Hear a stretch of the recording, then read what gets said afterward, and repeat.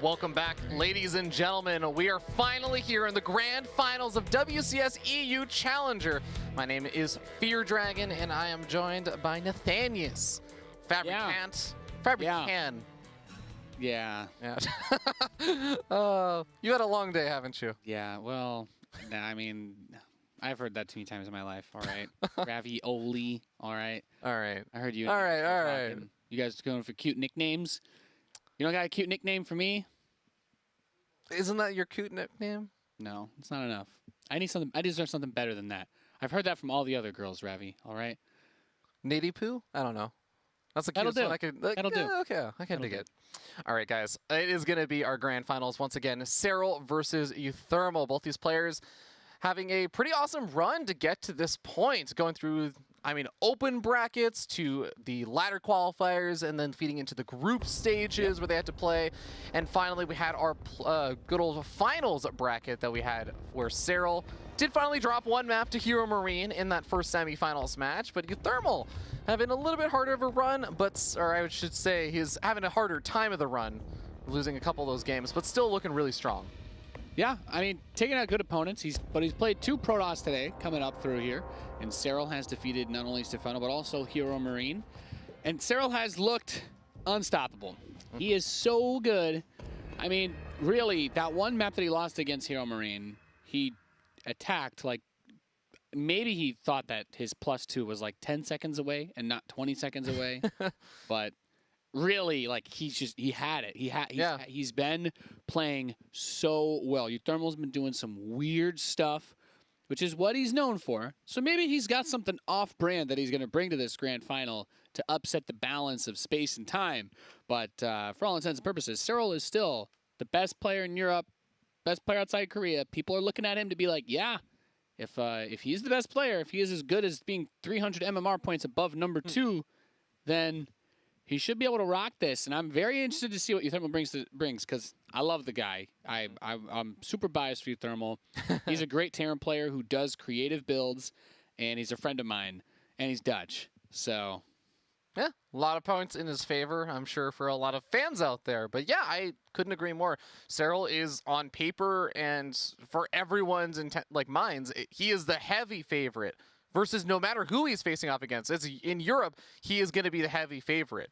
So uThermal is going to be the one that has to pull off a bit of an upset. But that is also where I feel like little Schlappy tends to do his best, is when he's sort of playing as the underdog. Yes, that's what makes this most exciting to me, because that goes right back to his victory at the Intel Extreme Masters in Shanghai, where our analysis was, oh yeah, well, you know, I mean, uThermal's good, but, like, Protoss isn't doing that bad right now versus Terran, and it's Neeb. So, like, come on.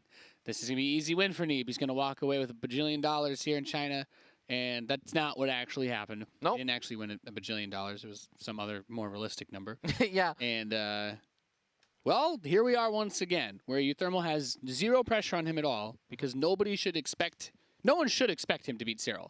He's certainly capable. But it will be very difficult for him. And to do it, he's probably going to have to go all the way to 7 games.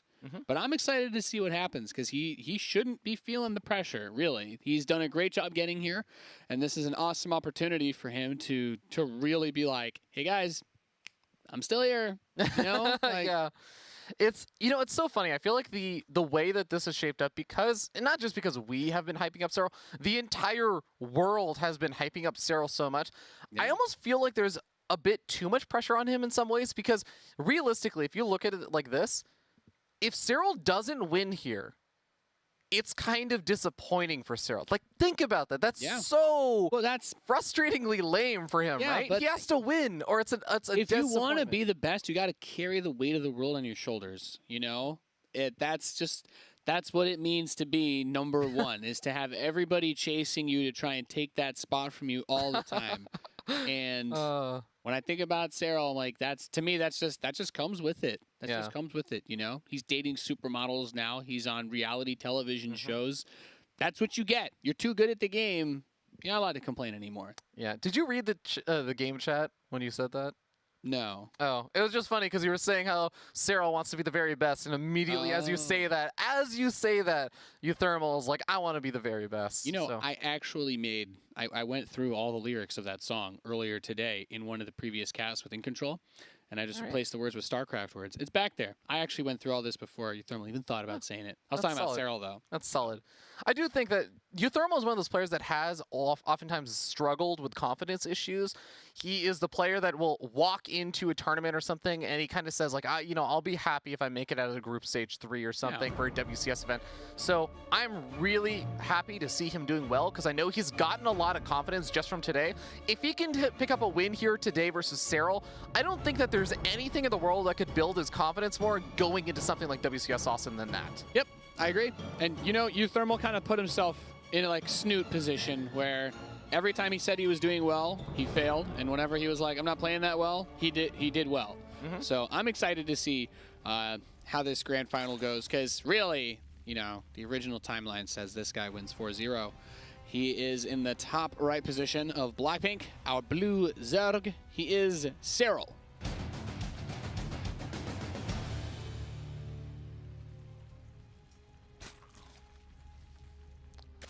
And his opponent spawning down in the bottom left-hand corner of the map, our red Terran player from Team Liquid. It is uThermal.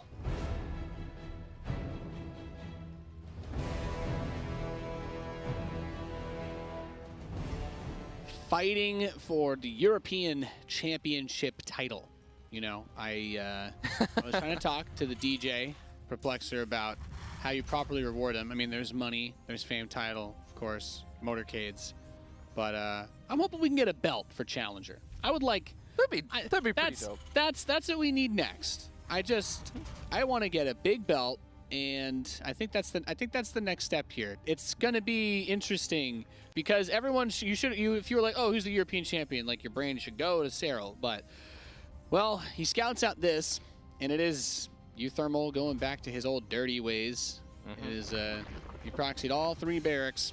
And he is just going to go all out against Serral here with a very aggressive attack at the start of the game. The Overlord is close enough. I mean, obviously it's close enough that he can see it, but he didn't have to like show it from as far away as it was. But he's like, hey, or maybe the SCV went under it. But he's like, did he see the 3rd barracks? Okay, he did. He did. You should know that I've seen what you've done, or what you're up to here. But he's just going to be 1 bunker so far, not committing with a second at the moment, just keeping the Marine production going. He's getting gas behind this. Yeah, interesting.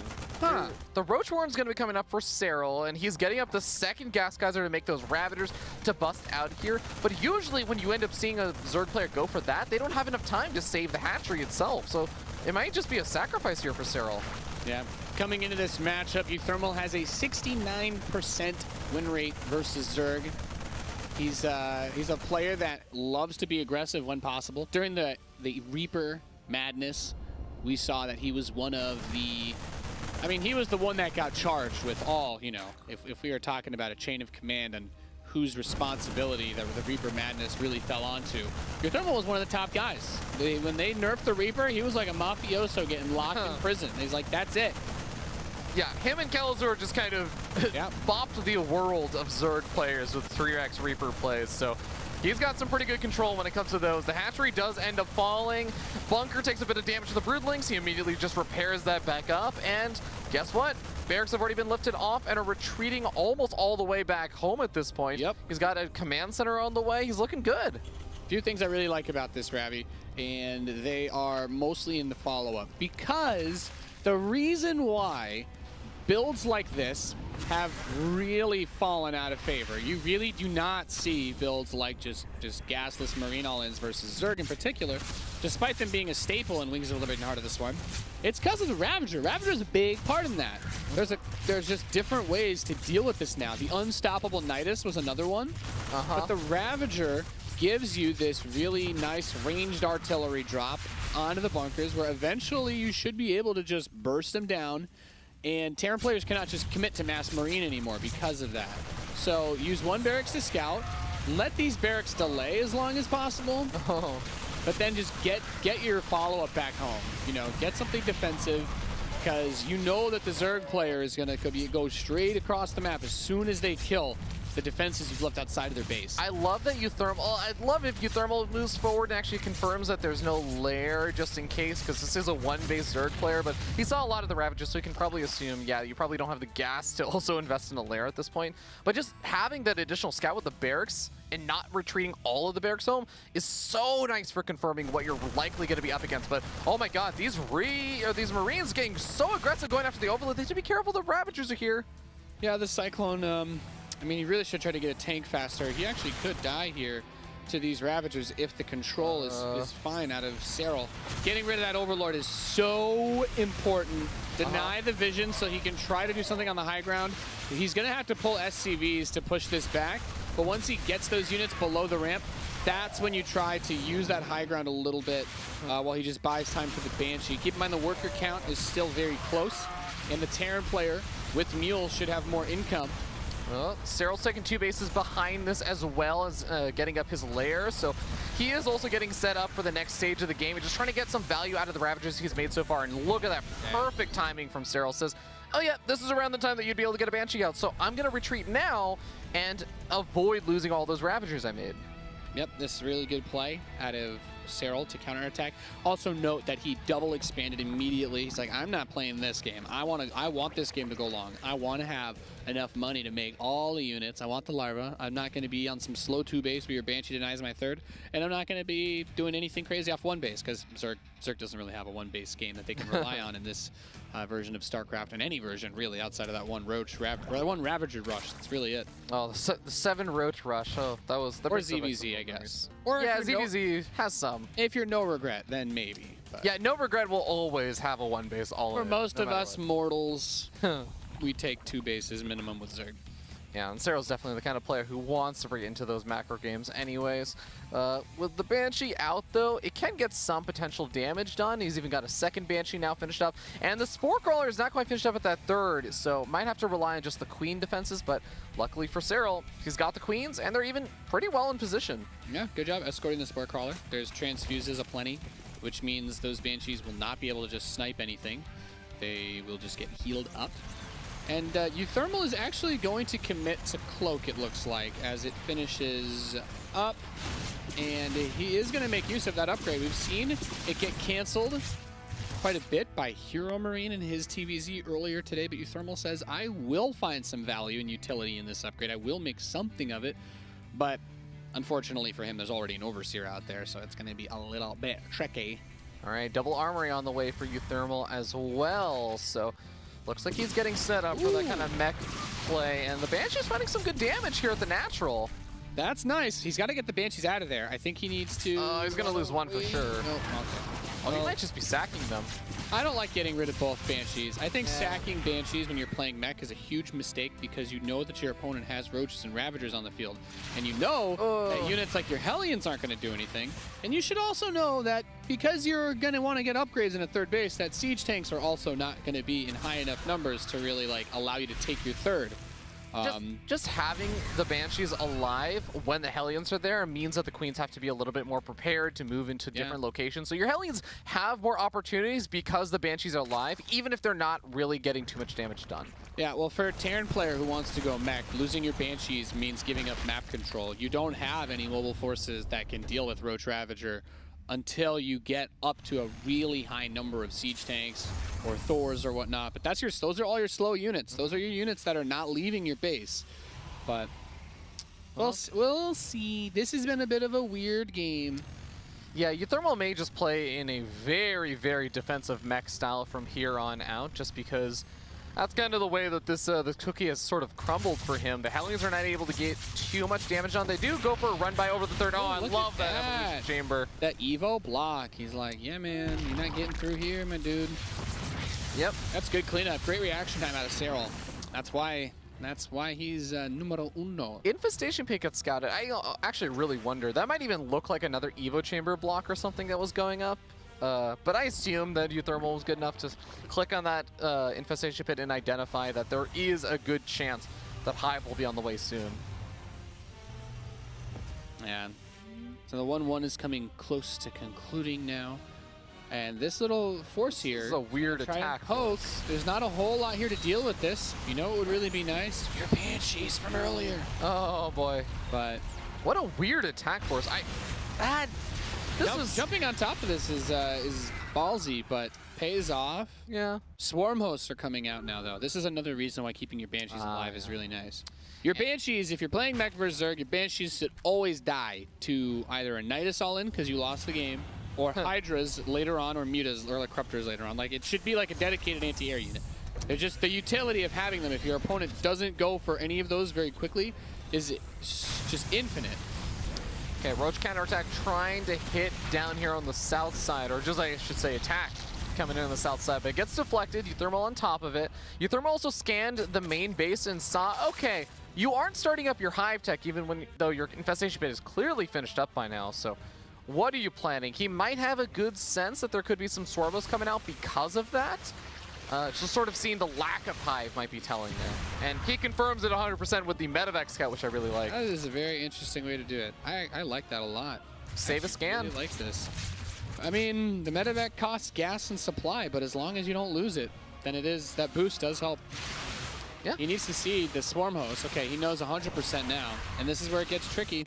Because they're about to land all over your army. Oh, the Siege Tanks are still sieged up right now, and those Swarmos are going to dive in on top of one of the Siege Tanks. It goes down. Hellbats clean up the rest of those Locusts, and now those Swarmos going to be on cooldown for a bit. That was real. What just happened there was really important. The way that he repositioned his units around the tank to hug it and clean the Locusts off was really nice. Because even though he killed the one that he landed on, he tried to focus down a second Siege Tank, and he was not able to get it. And that had a huge impact on the outcome of this next battle, because while he can poke from the side and try to hit with Biles on that third base, he actually cannot attack straight into it yet. He has to wait for another wave of Locusts. I think he's trying to drop some Hellbat Arenos around those Swarm hosts, but this doesn't get easier. It only gets tougher. He needs to get blue flame so that these Hellbats can actually clean this up a bit more effectively. Oh, really nice anti-armor missile, going to help out a little bit there, but Corrosive Bile's also landing on top of a lot of these Siege Tanks. He still has enough of a deep enough line to get the pushback on these Roaches and Ravagers, but the Swarmos, remember, they're getting the free damage in because the Swarmos themselves aren't dying,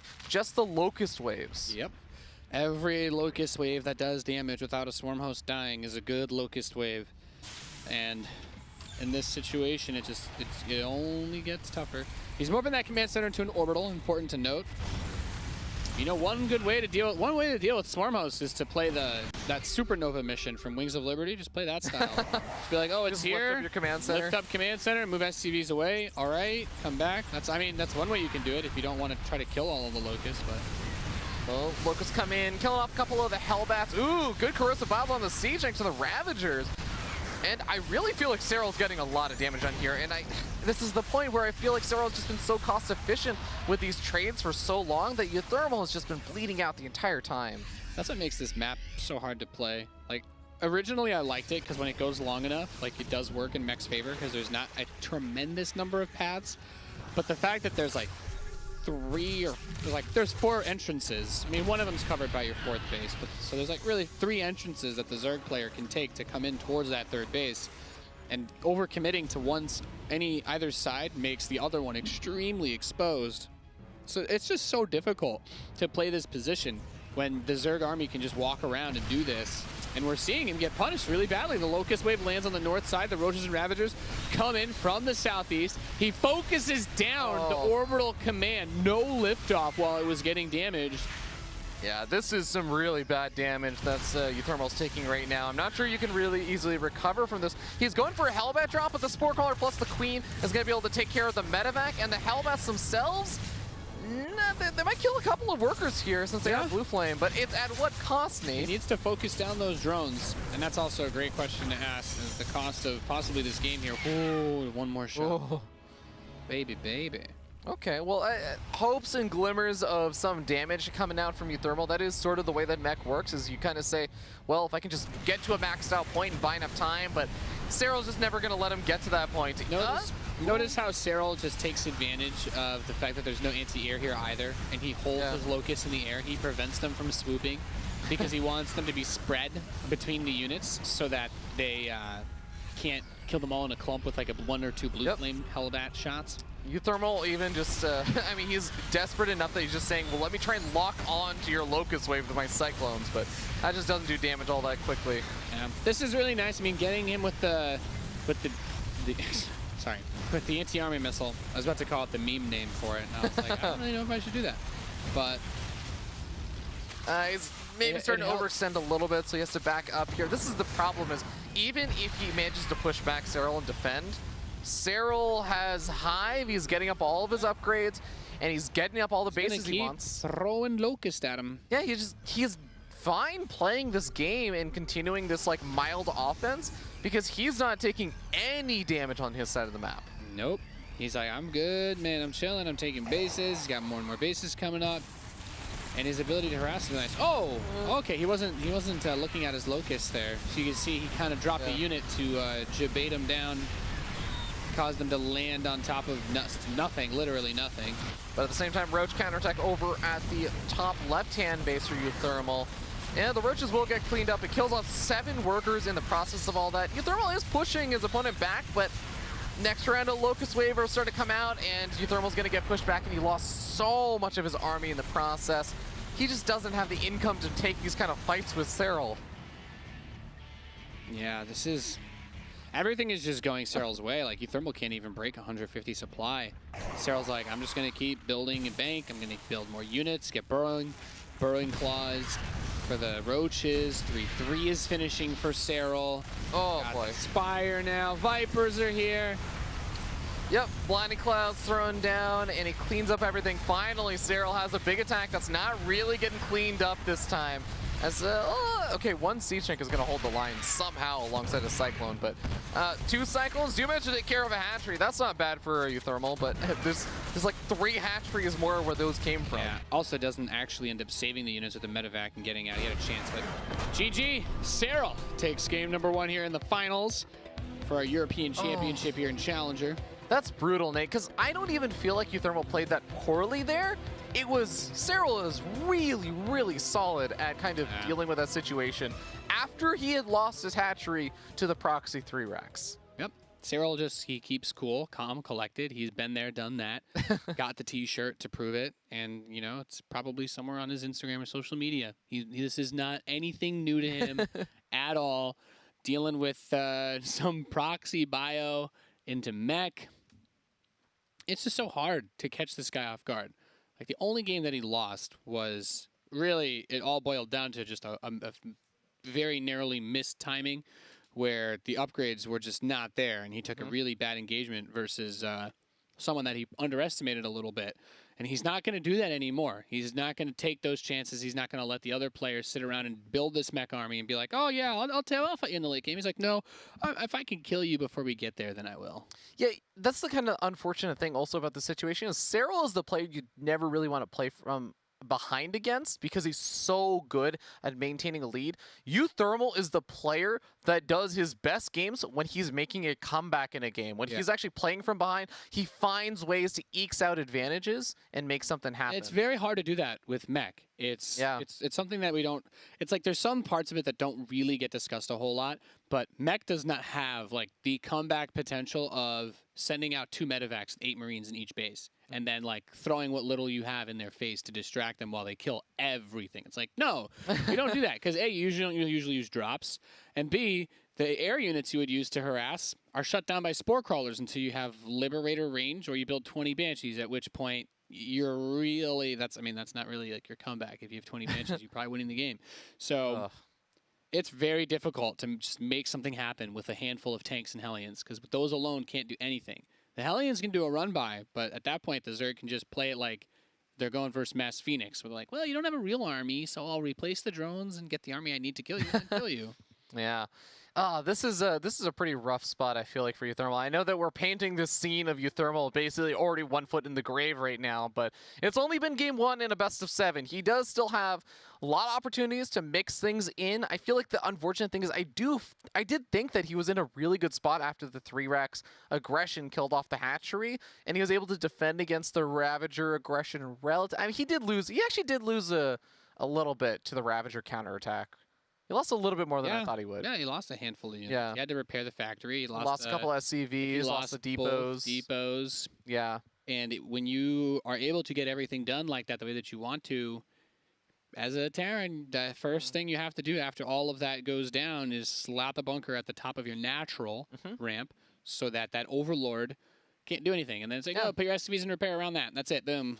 That's it. You're good. And for the Protoss players out there, it's because the bunker provides those Marines an extra little bit of range that allows you to snipe off that Overlord, whereas otherwise the Overlord's just kind of sitting there from a safe distance and the Ravagers are protecting it. So. And you want to put the bunker in the natural because there's nothing in front of it there, like the depots. Like if you put it behind your wall with your factory and your supply depots, you're going to lose the factory and the supply depots versus the Ravagers. So, and you could also would have allowed him to land his natural a bit faster. But, you know, he was able to doing a lot of stuff.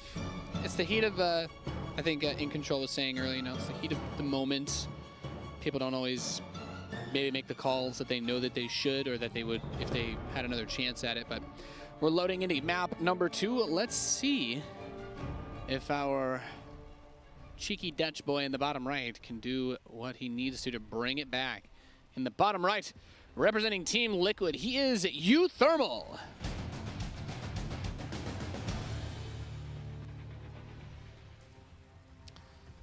And his opponent spawning up in the top left-hand corner of the map. We have our blue Zerg player setting up 1-0 in this best of 7. It is Ence's Serral.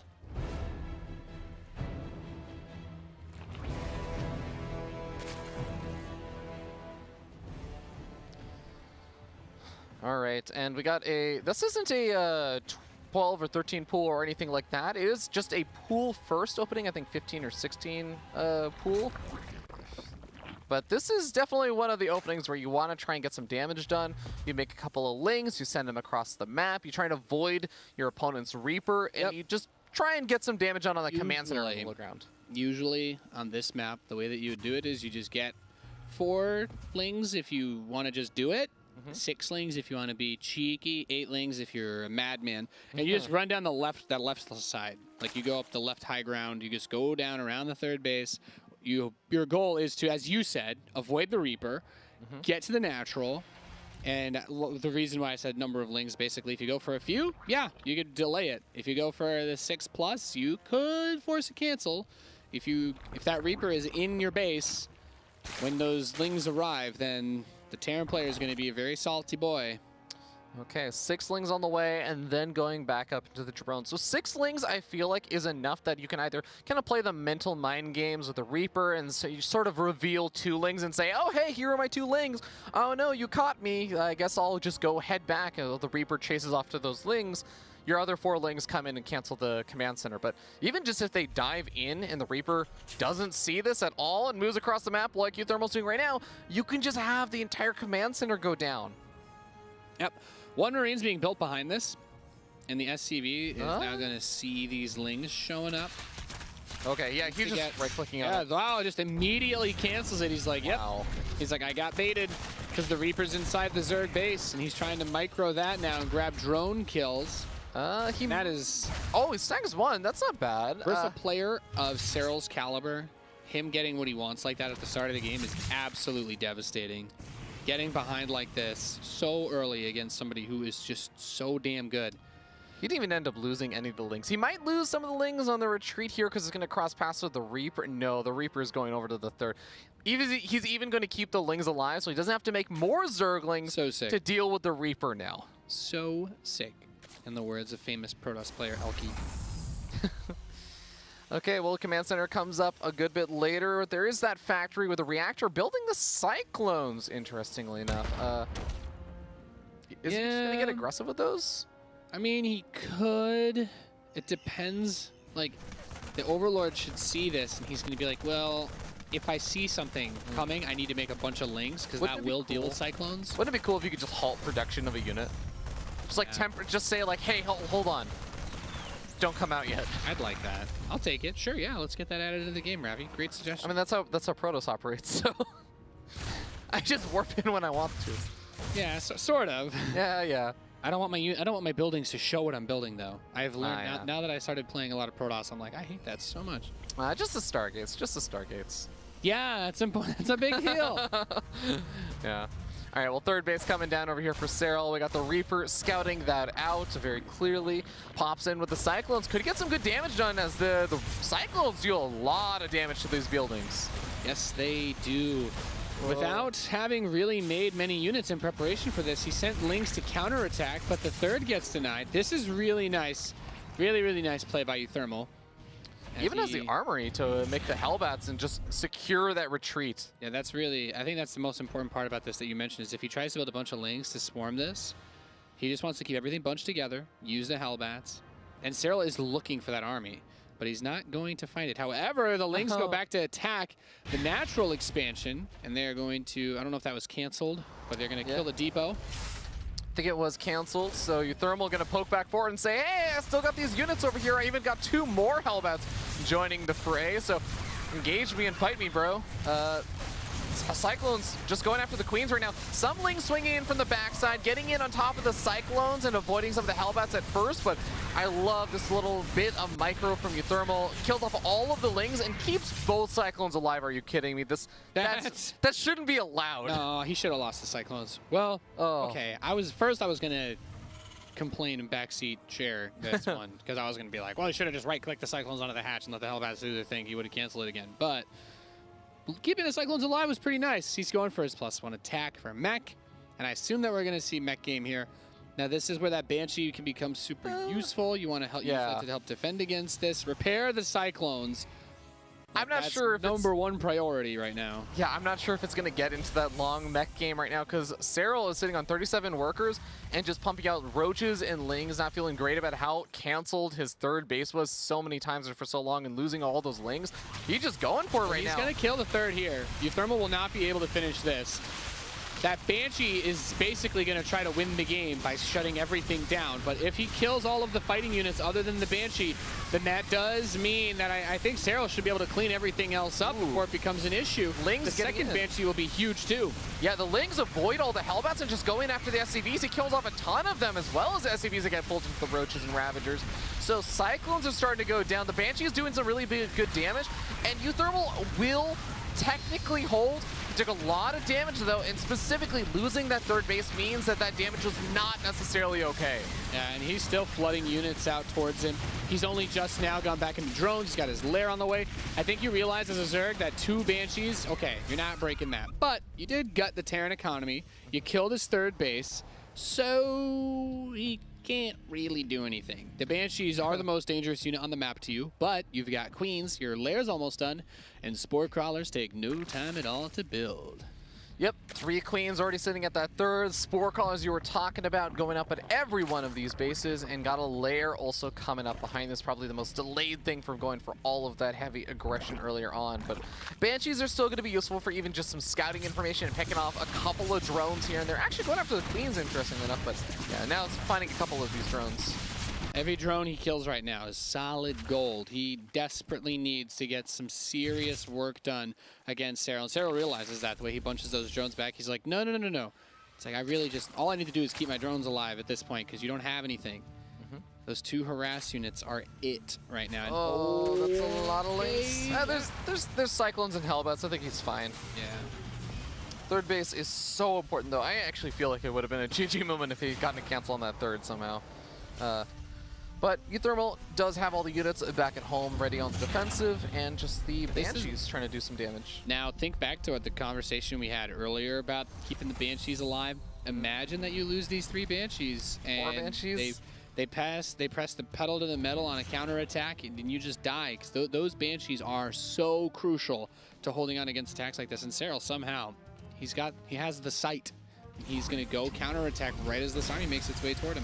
Okay, this is good and bad for him. I mean, the command center's finished up, so it can be repaired if these Lings try and bust down that wall. And the Hellions are also there, so I'm not sure how effective that Ling counterattack's going to be. The Cyclone's now poking forward. Transfuse on the Spore Crawler, keeping it alive and taking out one of the Banshees. That's a really nice start for Serral. Yep, the Roaches and the Ravagers are here to support as well. The Banshees are able to kill 1 or 2 of the Queens, but it's not enough to get an XD out of uThermal. As Serral finishes up and takes game 2. Damn, Nate, that was a clinic. That was a little bit rough there for uThermal. XD is how I feel about that game. Yeah. Lowercase, both the X and the D. Man, That's got to be pretty brutal too, because I'm sure, I know uThermal, he was tweeting about this, how good he was feeling. He moved into this best of 7, the first game in the lobby. He was talking about how, wow, I am so good and feeling super confident. And after 2 games like that, it's just all turned on its head that quickly. Yeah. Yeah, I don't have words. Like Serral's too good at this game. Serral's really good at this game. He's too good, guys. He's like almost already won. Okay, it's not fair. We're gonna create a want a special closer WCS match. region for Serral versus just Finland. Yeah.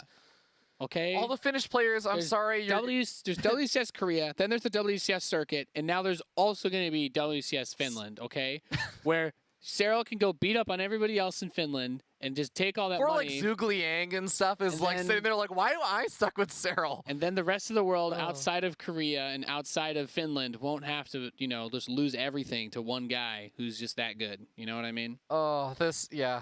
That's the next step. I mean, uThermal showed glimmers of, I guess, potential in the first 2 games so far. I mean, especially that first game, I think some things were still going okay, but just eventually he gets overrun. I want the meme builds, Nate. I want a meme build at this point. I feel like he's kind of Put doing something on the board. but Yeah. it's just like, there's just like that last game was just painful because it's the textbook 6-ling run by pool first. And uThermal just gets completely blindsided by it, loses his expansion, and that delays everything else that he wants to do. So suddenly, instead of having maybe an extra 2 or 3 units to deal with the Roach Ravager Ling attack, he doesn't have enough, and he loses the 3rd base. So he's delayed extremely heavily again. And it's all of these things just compound on each other, whereas there's only 1 cancel on that 3rd hatch, and then... Well, then he got the 3rd kill for uThermal, which is more valuable. Like, the Terran 3rd is more valuable than the Zerg 3rd. But Yeah. Man, it's hard.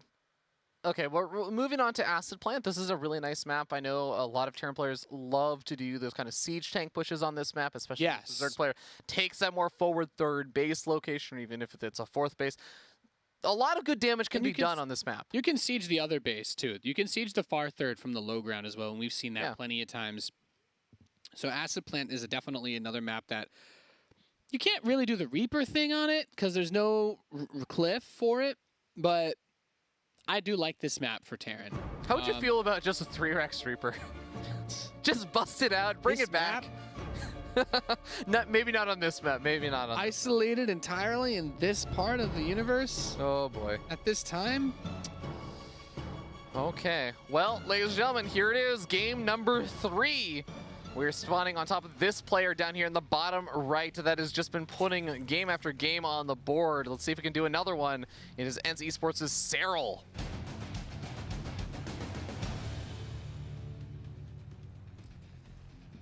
Yeah, he's feeling good. He's going. He already knows he's got his ticket to at the end of the year. He's up against this guy in the Northwest, the Dutch Terran player. He's uThermal.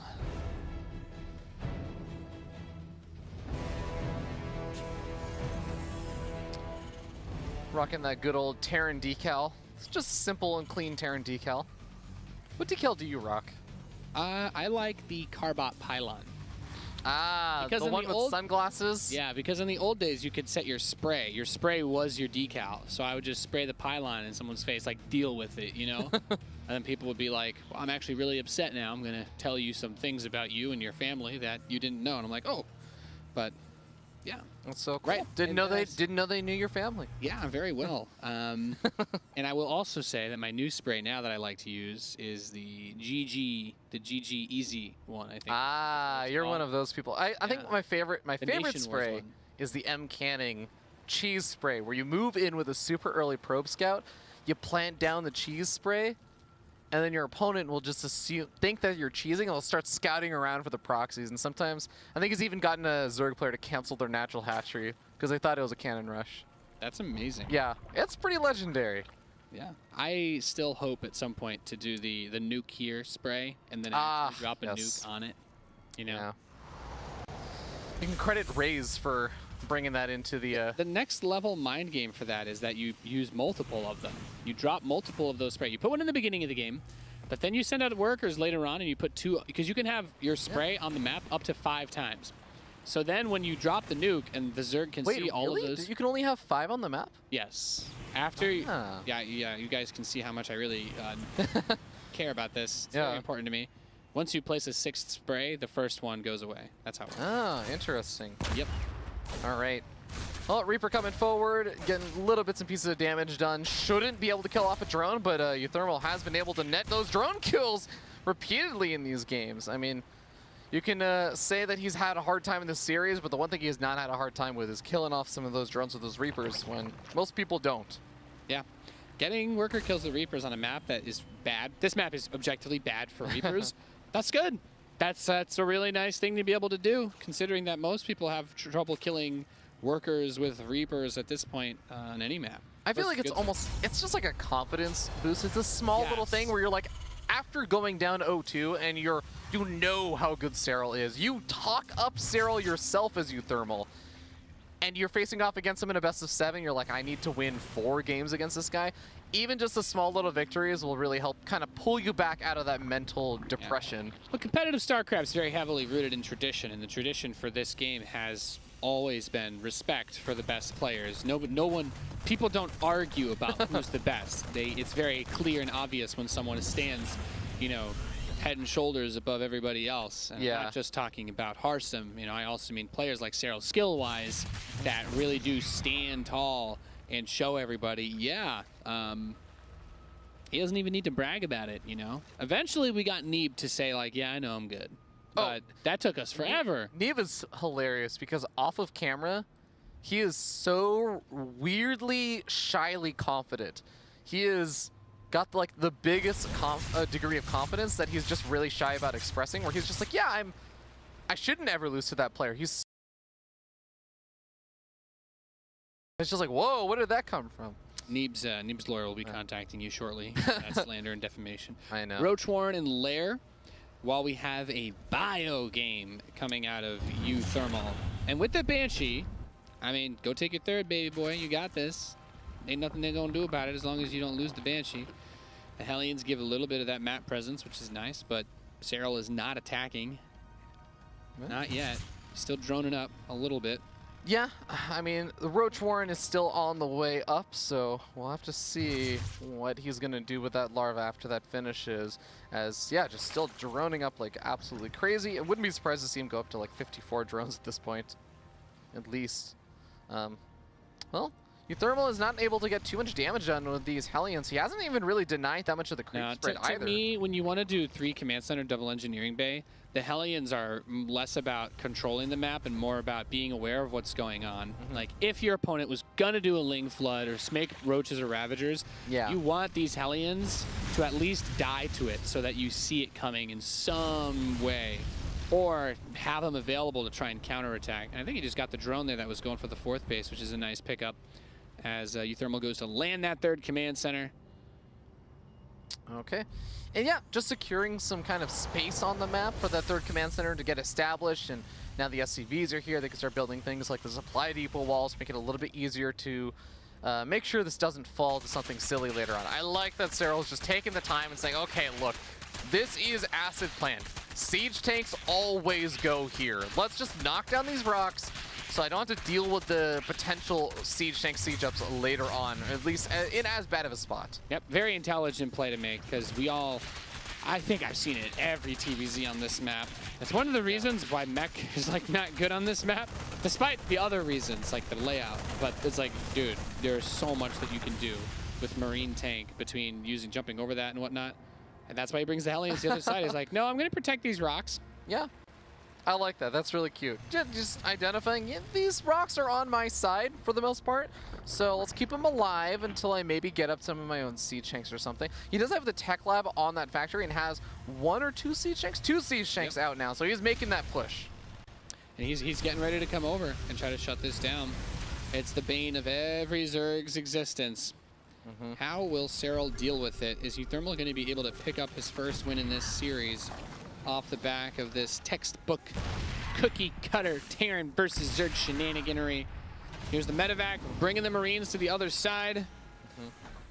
Now, he didn't bring all the Marines, which is smart, right? Because the Lings, you know, they don't. There's an opportunity to try and jump onto the tanks themselves. Ooh, Queen's pushing a little too far forward, but the Ravager Corrosive Vials are here. They land on one tank, they land on the second tank. The Marines get cleaned up at Serral the same is time. so good. It doesn't even look fair. He's like so disgustingly good. He's got so many units out now already. Like that's a huge number of Roaches and Ravagers. This one is finishing up. The Biles were perfectly controlled. How much do we actually have to defend? Because he's going to send these Marines across. The reinforcements are going to try to deal with that. But what is here to stop this army? Are there tanks at home? One's about to finish, but are there actually any here? Not a lot here, Nate. Not a lot. There's a Banshee that'll be helpful, but a lot of the Marines are even on the south side of the map. And that, oh wow, he just leaves. He did. That's it. Serral seems to have gotten inside of uThermal's head at this point, as he goes up 3-0 in this best of 7 and. It's looking dark and grim. That one right ended now for so uThermal. suddenly. We didn't even have the lights on. We were gonna do like the slow reveal and be like, you know, you go for like the noir thing, be like, and uThermal was never seen again for game number 4. Oh man, this is a really rough spot. Being down 0-3, this is the weird thing. You can have such an awesome day, but when you get stomped like this by someone like Serral, all of the confidence you were just building up kind of just slowly gets shattered and kind of picked apart. Well, it's like going to the gym and being like, yeah, I can lift this much weight. And then you find out, sadly, that you can't. And then you try and then you hurt yourself and you're like, well, my ego is forever destroyed. Yeah. And this is really difficult to commentate because I'm like, yeah, Serral is this good. He is better than everybody here by a large margin. Yeah, Like, and as a huge uThermal fan as well, like I also consider I don't want a fake hype. I'm like, I already hyped up Serral. I'm like, what more am I supposed to do? I'm like, okay, can we? Well, there's only one thing left to do, Nate, and that's to hop to a short little break and give uThermal some time to collect himself, maybe figure out what the plan is going to be going into game number 4. Thank you guys so much for watching. We are not done just yet. It's a best of 7, and we'll be back with game number 4.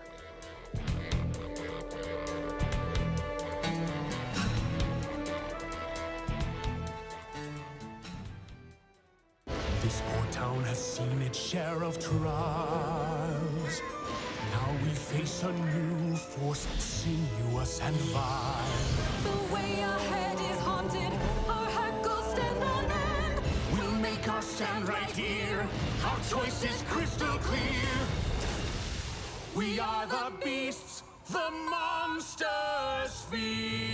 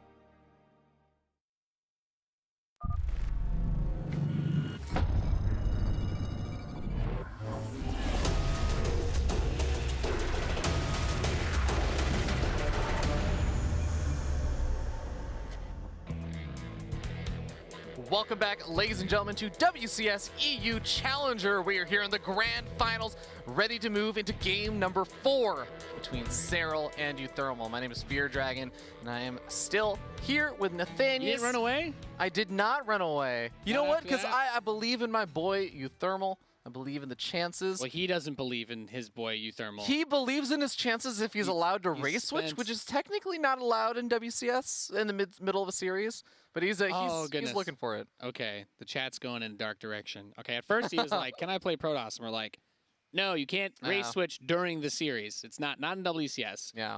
Then he asked Serral, and Serral's like, "I don't care." And they're like, well, "The rules are the rules." Yeah. So Such is life. uThermal's a little, maybe just a little. He's just looking for ways to like sneak in a different approach to victory. I love Mark. He knows I love him. He won't give me heat for this, but he's a little bit fired up. Our admin is using the thinking emoji in his reply. I love this. All right, this is great. This is great. So we're getting this. We're getting the next map set up. There's a little bit of a Please play by play this. cheeky banter going on. Yeah, you know. Yeah. I'm not sure we want to go into those dark depths of Yeah, reality. I think it's getting a little too meme heavy for me. All you down guys there. need to know is that Serral is so good at the game that uThermal, like, it almost looks like he doesn't even want. He's like, I don't even know what to do for the rest of the series. He's like, I don't even want to play this. Isn't that amazing? We actually have a player now in StarCraft that's so good and so dominant that in 3 games he crushes the will of his opponent to play at all. That's Yeah. kind of absurd. Yeah, we are having the rulebook brought up about playing to win. He's like, what if I believe my best chance to win is to pull the boys real fast?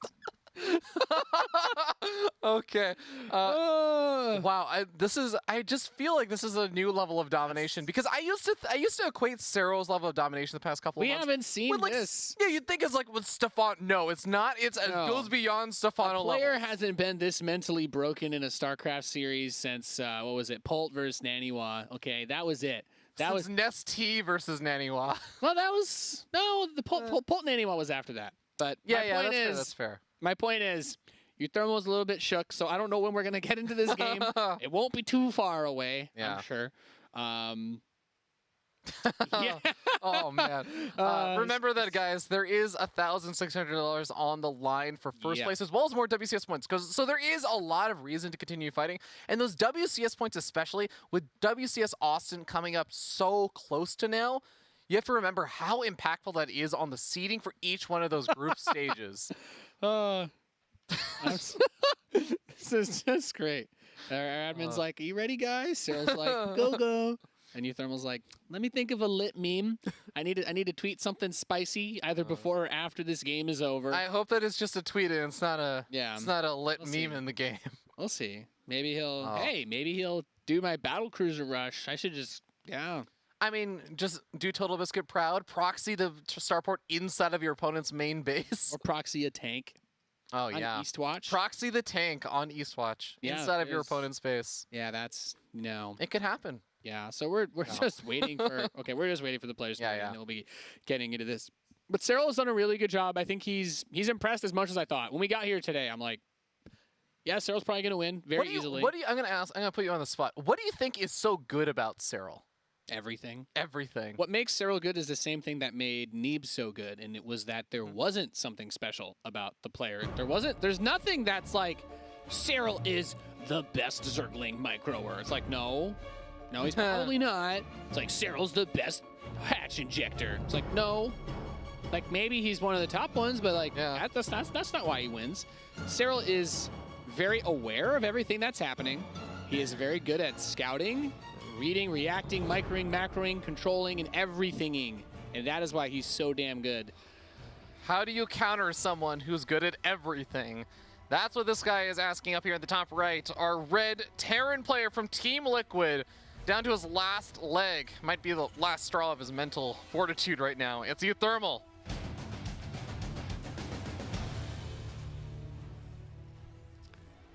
Yeah. Yeah, he's facing off against this guy. The indomitable, the unstoppable, the incredible Serral.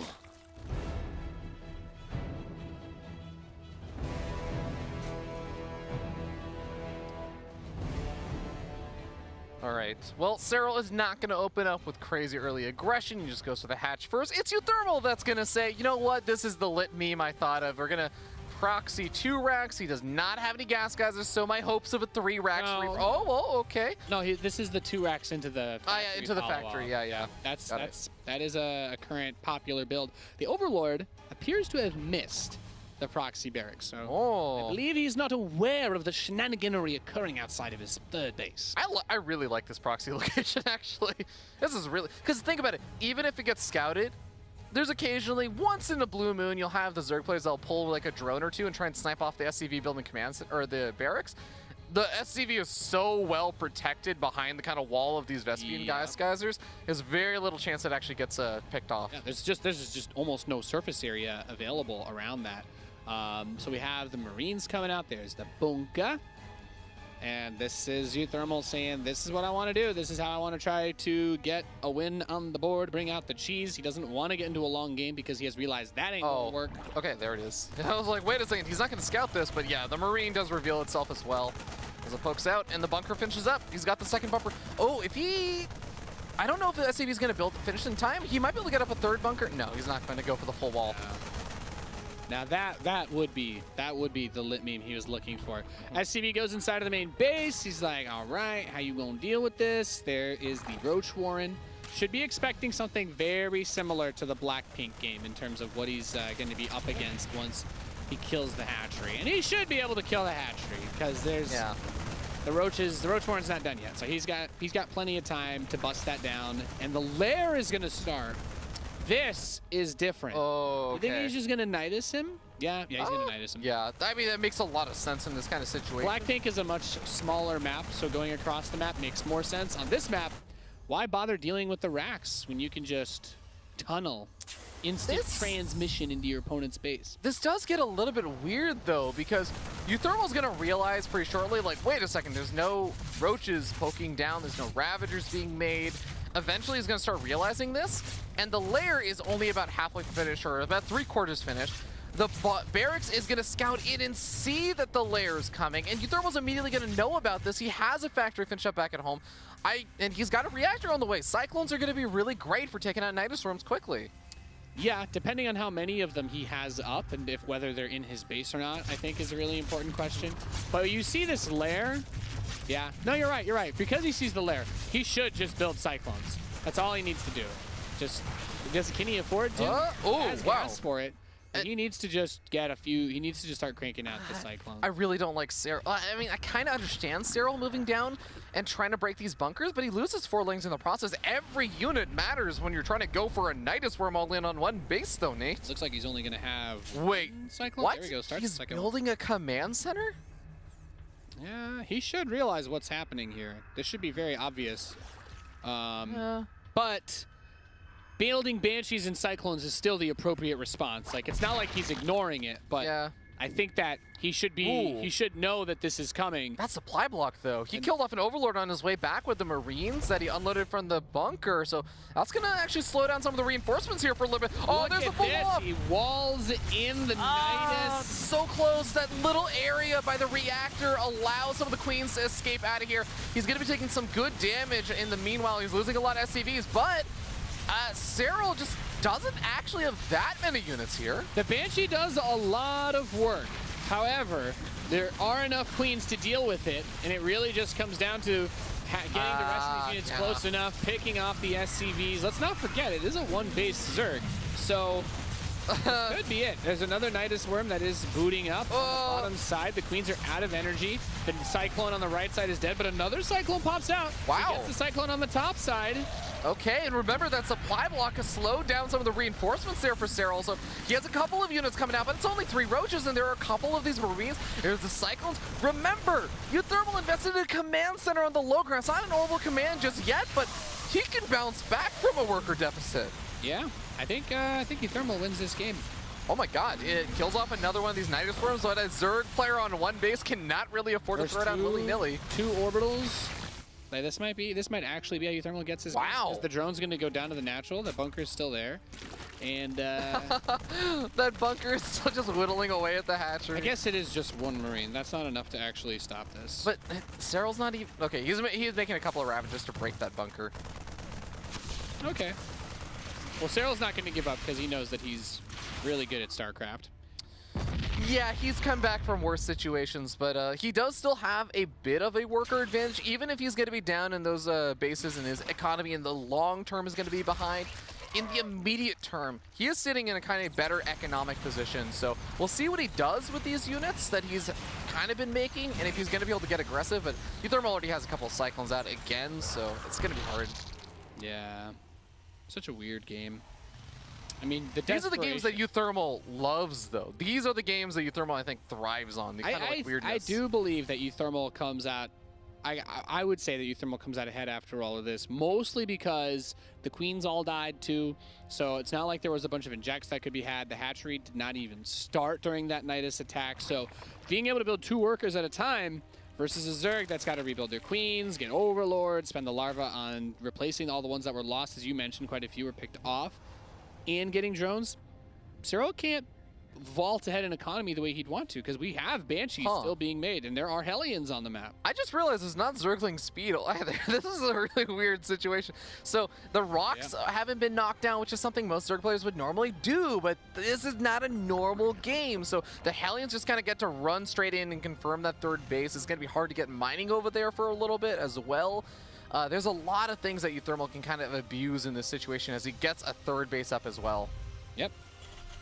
This is definitely the best opportunity I think uThermal has had, mostly because this game has been so strapped economically. The Banshees in the main base, trying to pick off some drones. Finding a few. Yeah, already killing off 3.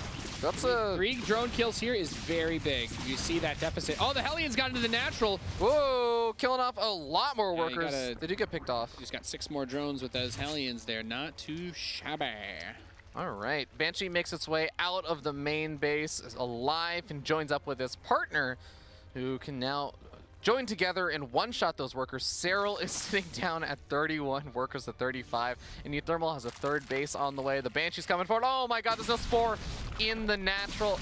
I feel like that might... Oh, no, he's not going to go in. I guess he knows the Overseers are morphing He's there. worried about the Overseer. Yeah.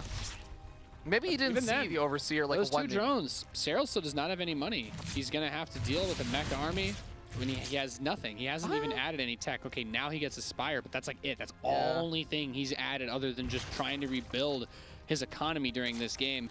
The main base is losing mineral patches. The 3rd base, he loses more drones transferring over there. He's got to kill the Hellions and break those rocks down. I know Serral has 3 bases, but this is a 2-base meta play at this point. He has 36 workers. The 3rd base is kind of a moot point right now. It is technically there in mining. He did try to put drones there, but yeah, they all died, so... At least it knocks down the rocks now, so now he just has to worry about defending that kind of front line area and then dealing with the Banshee harassment that can come in from any angle, of course. But, uThermal going into mech behind this. What do you I don't like it. Yeah. I don't like going into mech when you're in a weird situation like this because it makes it really hard to finish the game. In this situation, if you're uThermal, you want this game to end as quickly as humanly possible by like winding up a quick push with Stim and killing the Zerg because they spent so much time rebuilding their economy.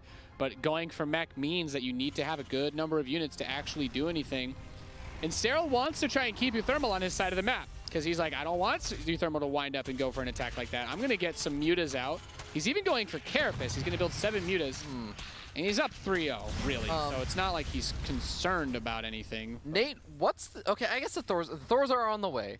I love the kind of corruption on the factory to delay one of the Thors as well, but I was going to say there's really not much anti-air for these mutas, and because uThermal's going for mech, he could very well end up losing the Banshees, could lose a couple of the workers here. I mean, there's a lot of ways he could take some pretty significant damage to even just a handful of mutas because he has so few ways to react to them. Yeah.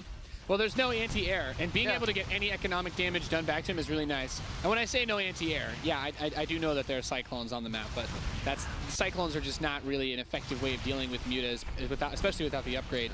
The Thor comes out, that is nice.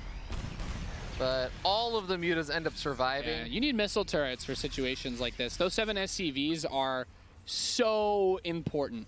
Because both players are completely strapped for money, uThermal does not want to just start building new missile turrets. He doesn't even have an engineering bay. He's not even throwing one down right now, I believe. But he has to. That's what he needs to. He needs to build engineering bay, and he needs to get turrets. Oh my god, if he had found those Banshees, that would have been cash money. Oh wait, oh, the Overseer sees him. Is he gonna turn around? Oh yeah, he turns around with the Oh, you mutas. best believe he gonna turn around. Well, Banshees have a limited lifespan at this point, so they might as well try and get the damage out. look at Oh, he that. splits them up. He's spread. How cute. It works with Marines. Why not with Banshees? Yeah, well, he can see the shimmer of that one on the creep, so it should be easy Yeah. for him to follow. And now the 3 Banshee rescue. Oh, well, he's waiting for the mutas Overlord can speed. follow the Overseer, yeah. Yeah. It's another story. Well, the upgrade just finished, so he'll be able to get it. This is just Serral dotting the T's, crossing the I's. Yeah, looks like that Banshee tried to move into the base and wasn't quite as successful. And there's the Overseer catching up. Mutas get the pick off. But hey, you know what? Even just buying a bit of time where those mutas aren't really harassing you, when you didn't have any missile turrets up, is kind of some value. He kept one of the Banshees alive, so I'm not going to call this a total loss for uThermal. No, he can't move out. It's really pretty difficult. He has to wait for all the turrets to finish if he wants to try and do a push. And he's got a good few turrets now. Some of these areas are still exposed. The mutas go into the main. Thors are very good. You know, the old magic boxing trick that people always talked about, 2 scans go in, he's looking for further attack. People always ask, like, well, why are mutas so bad now? Thor's got +1 armor in their default armor, which was a huge upgrade for them about a year or 2 ago. But also, about a year ago, the Thor's splash area of its, when the Liberator got super heavily nerfed versus air units, they made the Thor's splash radius bigger. So when you magic box, it doesn't actually, the Thor doesn't just shoot one muta anymore. So that technique is dead. Yeah, the magic boxing and just diving in on top of Thors doesn't work nearly as well as it once did. We got the muta harassment happening over in the bottom right. The Thor is a little bit too immobile to really respond to this very quickly, so one Thor makes its way over. Is he going to run into the army right here as these tanks boy. are out? They're not sieged. Oh, he doesn't have vision across the gap, so the tanks are able to siege and get a huge volley off. I just realized, not having an air unit, he couldn't bile the tanks as they were sieging because the length of sight blocker, he went right behind it. Really good use of that position by uThermal to stay alive. Yeah, really, really well done. Kind of funny we don't see it come into effect that often in this late stage of the game, but yeah, if you don't actually have the air units, funny enough, Serral does have the mutas, but okay, he's gonna knock down the rocks, trying to delay this push. uThermal okay with doing the same? Yeah. Well, Serral's just like, I've got a big army, but I want to bully you around. I want to drop biles. There we go. That's what you're seeing him trying to do. Gets huge biles. The Thor's taking tremendous damage.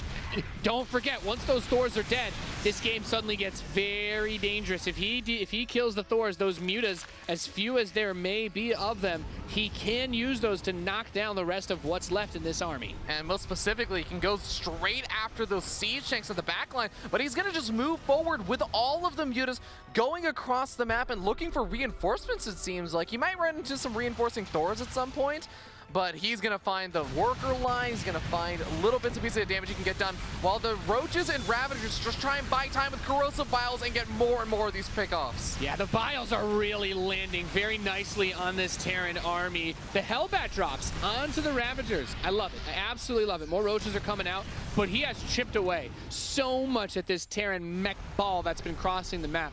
It's lost a lot of its firepower. It's lost a lot of its steam. And the Thors are still a very vulnerable target here. Picks off a Cyclone. Yep. Nope, doesn't lose Muta there. Oh Sorry. man, this is so brutal. He's gonna lose even more of the siege tanks. Serral Loses another one of the Thors. That's it. uThermal's push has just been crushed. Yep, and there's not a whole lot he can do. He can try to run behind the rocks and break it, but now he needs to be careful of those mutas getting annoying again. They're gonna fly in. Did he just? Okay, I thought he almost sniped the medevac that had the Thor in it. I'm like, ugh. Well, mutas are still gonna be alive and kicking and just kind of doing little bits of annoying harassment, as few as there are. A Fear Dragon, I would like to reiterate my point from earlier, which is it is really hard to close out a game when you're ahead with mech. Yeah, this is not going super well for uThermal, and this is actually a situation where I want to say Serral has crawled his way back into this game and taken a lead, dare I say. He's fighting with Mutas versus Thor. His Roaches and Ravagers having a bit of trouble closing in through the gap, but the siege tank count. Attacking a defensively postured mech player is never going to be easy, but Serral has that cash money. You know, he's rolling up with that platinum card, buying all the Zerg units. He's got bases for days. He's got the gold minerals, and he's got, yeah, he's got a great thing going on right now. And uThermal, this is not a normal game where we would say, he's got the 4th base. He's good. Just keep moving forward. uThermal's broke. Yeah. The main base is pretty much mined out. He is about to mine out in 4 or 5, 2 more gas. And there we go. He's mining out of one of the gas geysers, gonna mine out the other one soon. So yeah, this is not that typical situation where he's gonna have that longevity because he has 4 bases. Yeah. Like Serral trying to knock down these rocks, opening up more avenues for attack against the mech army, just makes it more difficult for uThermal. Since right now, trying to move through these 2 choke points clearly does not prove to be very easy to do. But now we end up getting into hive tech for Serral. Let's not forget that he still has a Nidus network that he could bust out again at any point. Yeah, There's an Overlord in the top left.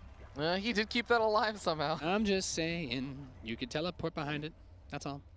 That Overseer's there. Like, Oh, man. He's got to have been thinking about this at least a little bit, right? In a world where uThermal has to rebuild all of his production. Oh, I seriously think that he should. If you can't get the Terran player to come out, okay, well now uThermal's coming out, so this is where things get weird again. But I'm like, if the Terran player wants to sit back and not move a whole lot, and you already have a Nidus, and there's nothing in the man, you should do it. What's inside the 3rd base? Something just, he's got a little, a couple of roaches moving forward. roaches swing by. Killing off a couple of these workers. Little bits and pieces of damage done. uThermal sitting down 54 workers, but at this point, I think he's okay with just replenishing some of the army supply because he's not exactly mining off of that many bases in the first place. Yeah. I'd also like to mention that he did see the starports coming in, so you should expect the Raven transition to be coming out of uThermal. I think that's the big saving grace here for uThermal. If you can get up into that massive Raven cloud, that is where, even if you're behind, you can start really making some incredibly cost-efficient engagements happening. Yeah, Parasitic Bomb on the Vikings. Keep in mind, because there's so many medevacs, that also really hurts the ability to use those too now. Yeah, a lot of those medevacs getting really low on hit points. Corrosive Biles getting some good damage done. So are the Blinding Clouds delaying some of this mech push, but good job getting the drones. He did a good job of getting the drones out of that base, because at the same time he's killed all the SCVs again at this 3rd. That orbital command might also die. Tunneling Claws is ready. Burrow was researched as well, so there's a lot of work that he can do here. Delimiting those orbital commands opens up Burrow plays. The Cyclones are definitely a huge threat to the Roach composition, though. Blinding Cloud going down on top of some of the Thors, but the number of units here for Serral is starting to dwindle really quickly. Even the Vipers are starting to run out of energy. uThermal, he's getting surrounded from every single side. Serral needs to make the hold here, and it looks like he's just barely coming short of it for now. Yeah, he hasn't had his production completely camped yet, but this Ling Flood, realizing that there's no Hellions, this army should be able to be beaten with a huge round of Lings. I do like that uThermal focuses down the hatch. He gets a good shot with the Thor, but he's going to Blinding Cloud the tanks, and here comes the floodgates. The Lings with no speed upgrades. Spear Dragon. 20 minutes in, the Ling Flood of slow Lings cleans up the army, and so close. Be still, my beating heart. He's going to pull it. Doesn't even need to pull it. Wow, really well done. Snipes off one of the very important Thors that uThermal had left alive. Don't stop. Oh my god, not like this. Not like this. Okay, well, why does he even have these siege tanks here? What are you doing in my swamp? Well, I'm just saying that I thought he should have done a bio follow-up, because then maybe, and then the mutas wouldn't have been an issue. But Nate, Serral is really good at StarCraft. Serral is really good at StarCraft. He is really wow. He's going for the campaign meme build. All right, this is what we were looking for. Okay, he is getting Zergling speed. He's not trying to BPM. There we go. That's it. Serral is your WCS Europe champion. He's the champion of Europe. That's his official title. Yeah. in case it wasn't already clear or, you know, claimed at this point, after he won WCS Leipzig, after he has dominated the scene, the entire European scene, and even a bit of the North American scene for the past 3-4 months, yeah, we've determined officially, scientifically, that Serral is really freaking good at StarCraft. Yep, that's why we brought Jeff, Dr. In Control Robinson, out here to crunch the numbers for us. I'd like to thank him for his participation in this season of Challenger as well. He's a great guy. But yeah, that does it for Europe Challenger. And is anyone surprised? No, I'm not. Serral's really good. He's the best player here. No one should have beat him. But it's nice to have the confirmation 100%. Any of the doubters out there can now completely be silenced and quenched. Yeah. Ladies and gentlemen, let's take a look at how Serral just dominated the entire European scene. First of all, just today, he was able to take that 3-0 versus Stefano. He took the 3-1 versus Hero Marine, so he locked down the ZvZ and the ZvT, and then locked down one final ZvT in a best-of-7 versus uThermal 4-0. But still, uThermal, I'm sure he's got to feel at least a little bit proud. He did a great job making it and getting second place. Of course, those top 4 of Hero Marine, Serral, uThermal, as well as Petit Drogo also got that top 4 finish, which one of the things we do like to mention here is that they do also get a seed into WCS Austin. That's going to be the next big thing coming up for these guys. Yeah, WCS Austin is going to be great. That's going to be the first 3 days of June. Do not miss it. It'll be on this channel. And then, of course, the Challenger memes, while they're open for Europe, now we can put on our 10-gallon hats and talk about how great our country is. Oh, yeah. We've got WCS America coming up tomorrow. Oh, I'm looking forward to this. We Nate, don't have to be here at 3 in the morning for it. Hey, that's probably my second favorite part. My favorite part is that as we get ready to hop into that day number 2 where we're going to be doing the NA Challenger bracket, guys, this bracket looks awesome. I am a North American fan, but I don't know if you guys know that I'm a North American fan, but I've expressed it a few times.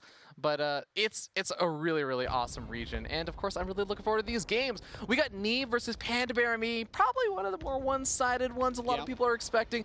But Pock versus Semper should be a good match. People have been hating on me. This is the match that I'm the most excited about this entire weekend. You know, uThermal versus Showtime was awesome. This is my match. This is my most excited match. Masa versus No Regret is also going to be a fun little meme fest, and Scarlet versus Jon Snow is just going to be a super interesting match in a lot of different ways, but we can talk more about that tomorrow. A lot of mind games, I think, and I think you've got 2 players that could realistically take it this time. I think that for me, I look at Neeb and Scarlet. Those are the 2 players to keep your eyes out for in a big way. The rest of these players could upset because Neeb and Scarlet have their moments, but I'm really excited for that. That's going to be tomorrow at 11 a.m. Pacific time, 8 p.m. CEST. So for all you Euro bros, you're going to have to get up late. We were up early for you. Come hang out with us. We do like you. It's not that late for you either. I think it's just like an evening dinner time. It starts then. It starts then. We have been on for a good 6 or so. That's why we have No Regret, okay? That's true. That's why the we games brought will be him in. fast anyway. Scarlet, No Regret. It'll be fine. It'll be fine. We got a ZvZ with Scarlet Jon Snow. Yeah, it'll be fine. Yeah. You guys should definitely check it out. Whether you're in Europe, whether you're in North America, whether you're in Australia or wherever else you may be. Be sure to tune in tomorrow. Thank you all so much for tuning in, and we'll see you guys next time.